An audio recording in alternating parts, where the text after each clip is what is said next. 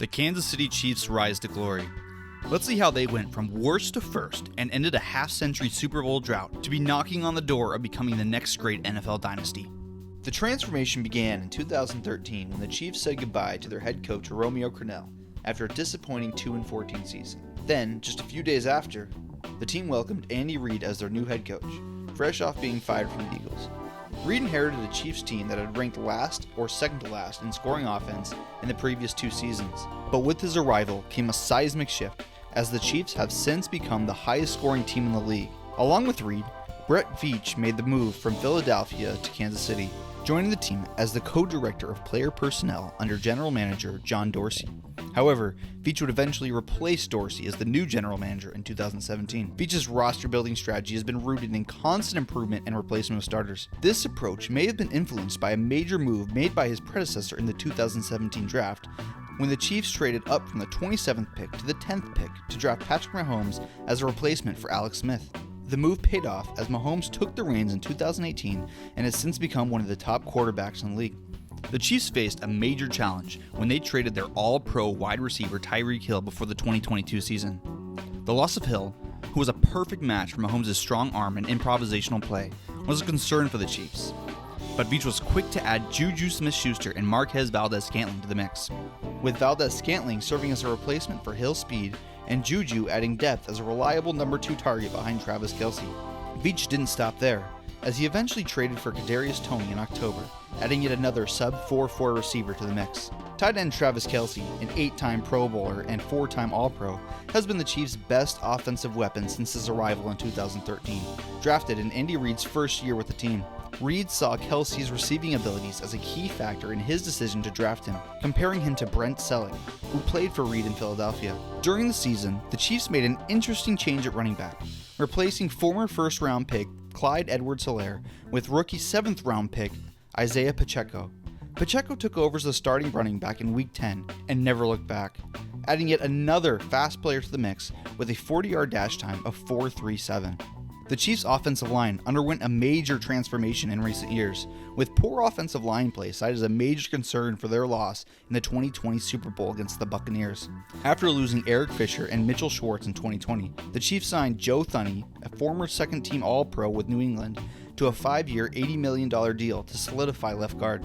Leading up to the 2021 draft, the Chiefs were able to find their left tackle when the Ravens announced they were looking to deal Orlando Brown Jr., because he insisted that he didn't want to play right tackle. Interestingly, the right tackle, Andrew Wiley, who started in the aforementioned Super Bowl, went undrafted in 2017 and worked his way through several practice squads before landing on the Chiefs. After filling in as an emergency option at right tackle in 2020, Wiley has secured the starting spot, and although his play has been uneven, he has had solid performances. Going back to the 2021 draft, the team continued to add to their offensive line, as they would acquire the players who would become their starting center and right guard. In the second round, the Chiefs picked Creed Humphrey, a center who, according to Veach, was just too good to pass up. And boy, did they make the right call. Humphrey has since established himself as one of the finest centers in the league. In the sixth round, the Chiefs took a chance on Trey Smith, a guard who had fallen in the draft due to medical issues. But Smith's talent couldn't be denied, and he became a day 1 starter for the Chiefs, solidifying their offensive line. The defense, however, has been a work in progress, but the turnaround started with the acquisition of their best defensive player, Chris Jones, who has been with the Chiefs since 2016 when he was drafted by the previous GM, John Dorsey. The Chiefs traded up to get Jones, who was considered the best player available at a position of need. 2 years later, the team drafted Derek Nottie, in which the team traded back into the third round to select him. Veach saw the value of Nottie's experience, which would allow him to contribute from day 1. Veach has a habit of making big replacements each year, and the edge rushers were no exception. The starting edge players in 2018 were Dee Ford and Justin Houston, but both were gone the next year. So Veach made a big move and traded a first and second round pick for Frank Clark from the Seahawks. Last year, the team made a mid-season trade with Pittsburgh to acquire Melvin Ingram, but they didn't re-sign him, leaving an opening for a new edge starter. Veach filled that gap by drafting George Karlaftis in the first round of the 2022 draft. In addition to Karlaftis, the Chiefs had another first-round pick, which they used to trade up from the 29 spot to 21 to take Trent McDuffie. Veach was surprised that McDuffie was still available at 21 and went out of his way to trade up and get him. The team also drafted Jalen Watson in the 7th round, who impressed in camp and became the team's number 3 corner.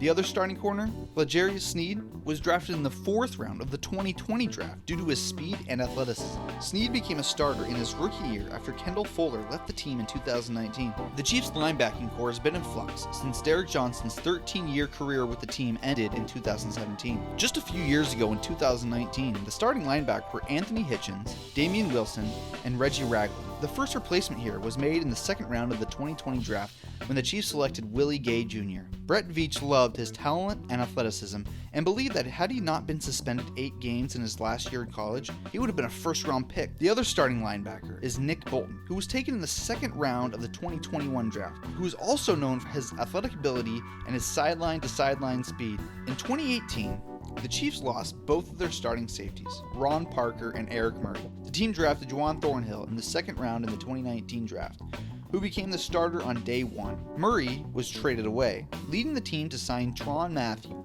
who left in the offseason last year. This resulted in the team replacing him with new free agent signing Justin Reid.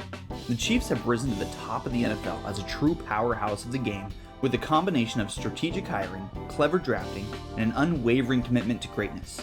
With the masterminds of Andy Reid and Brett Veach at the helm, they secured the remarkable talent of Patrick Mahomes and assembled a high-flying offense that has redefined the game.